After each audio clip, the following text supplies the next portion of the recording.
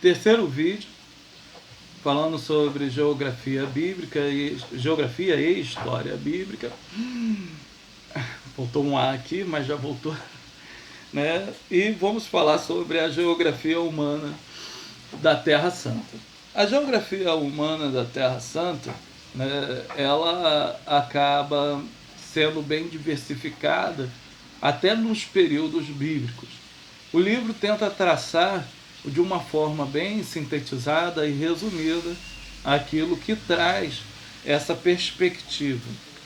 O povo judeu, a família hebraica, ela é uma família tradicional dentro de um ponto de vista de uma evolução cultural.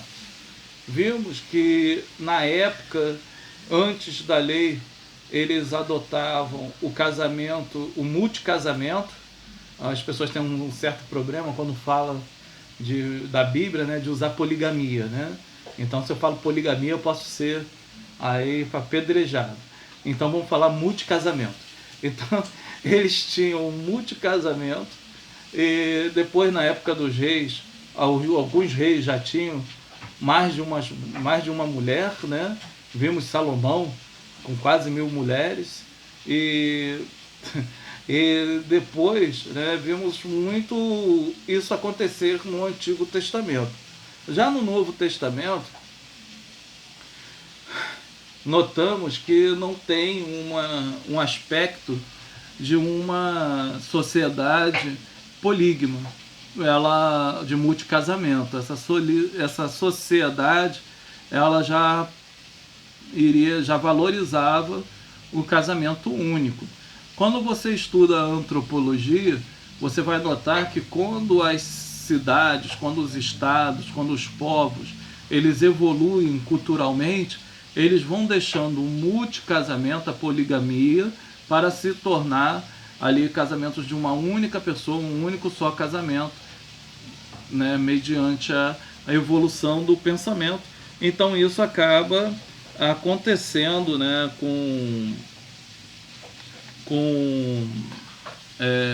com Israel também, né? A questão de Salomão, só que para que vocês possam ter uma ideia, eram 700 mulheres e 300 concubinas. Era muita mulher, né, para um homem só. Eu não sei como é que ele fazia isso. Ou então, né, precisa-se de 1000 mulheres para aturar um homem. Pode ser o contrário também, né? Então, por que ser machista nessa hora?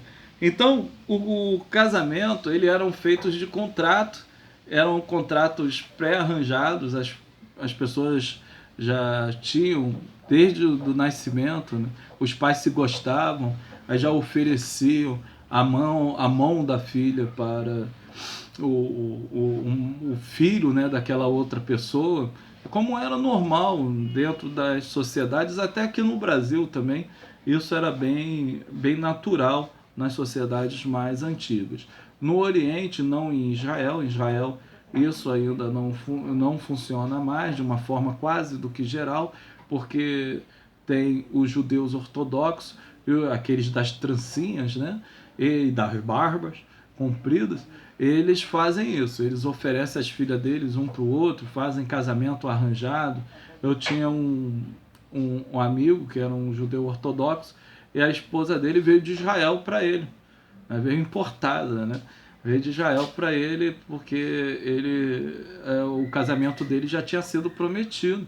E a gente sempre fica como ocidentais, a gente sempre faz a famosa pergunta: e o amor?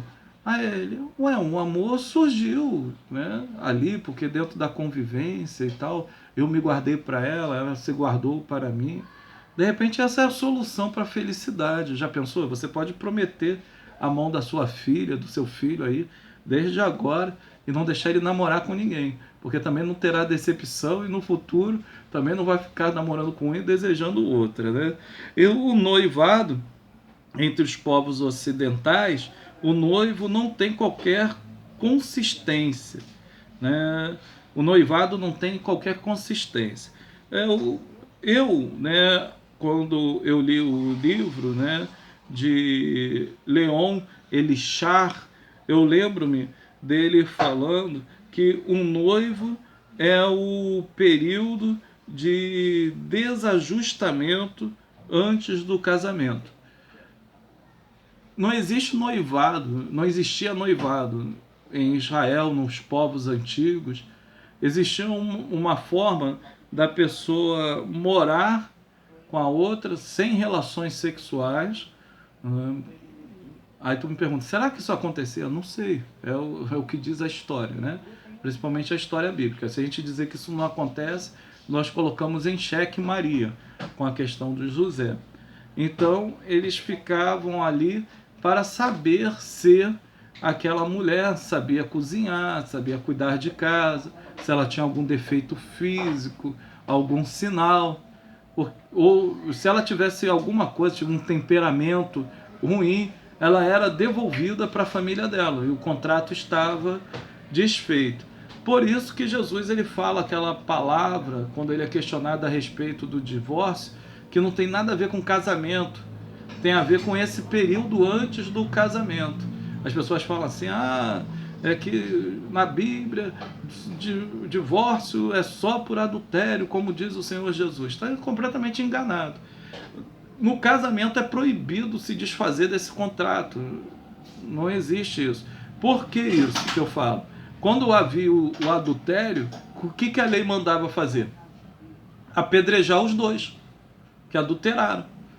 Então, só se acaba um casamento com a morte, dentro do parâmetro bíblico. Antes do casamento, sim, acontece isso. Paulo depois ele amplia um pouquinho isso através de um pensamento, que é quando o incrédulo vai embora. A pessoa vai embora, abandona o lar, aí ele fala que a pessoa fica livre. Mas se continuar lendo 1 Coríntios 7, vai notar que é livre para fazer a obra de Deus. Então não tem um respaldo para um novo casamento. Não querendo entrar nesse detalhe, é apenas para vocês saberem aqui. As festas de núpcias, né, duravam bastante tempo.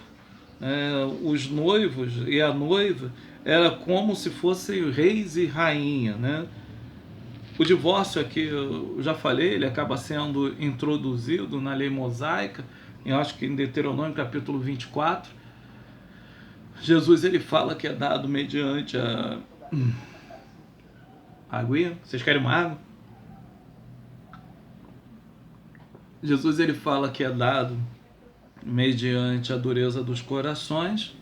Os filhos são considerados heranças do Senhor, heranças bíblicas. A vida social naquele período era uma vida social bem arcaica, que se pautava dentro dos costumes e tradições normais, era aquilo que da época.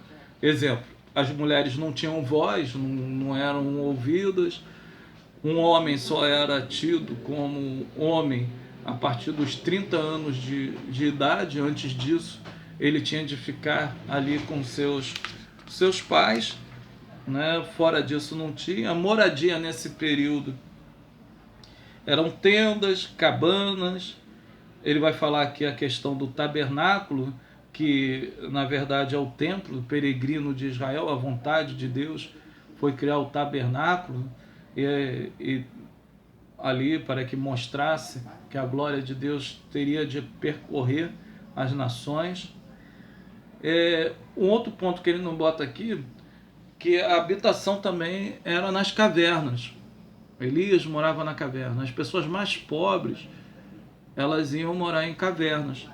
Já em alguns períodos bíblicos, nós iremos ver as casas que passam a ser construídas.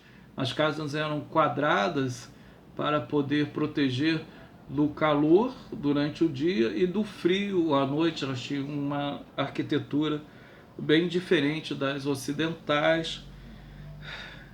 Existia a torre de vigia, que ela tinha 3 metros de altura, e os palácios que eram construídos. A questão de mobílias dentro de uma parte hebreia era muito pouca mobília.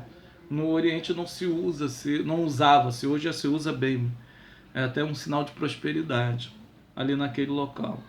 Alimentação era diversificada, ficava entre pão, vinho, azeite, legumes, frutas, leite, mel. Indumentários, ambos usavam túnicas e o que se diferenciavam eram as cores e o comprimento. O comprimento das túnicas das mulheres eram maiores e as cores eram diferentes, né?